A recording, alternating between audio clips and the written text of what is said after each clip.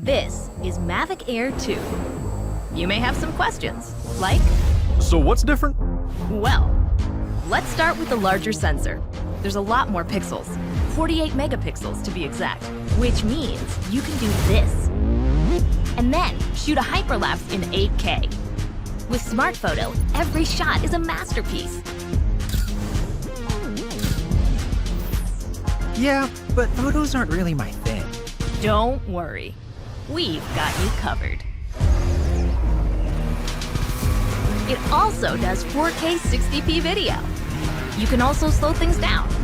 Way down. And yes, there's HDR video. How's the flight time? It's fantastic.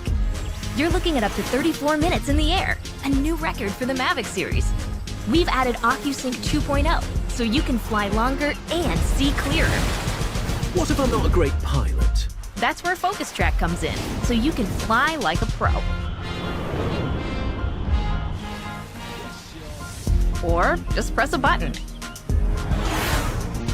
Here's the best part: automatic obstacle avoidance. Okay, but what do I do with all these shots? Here's an idea.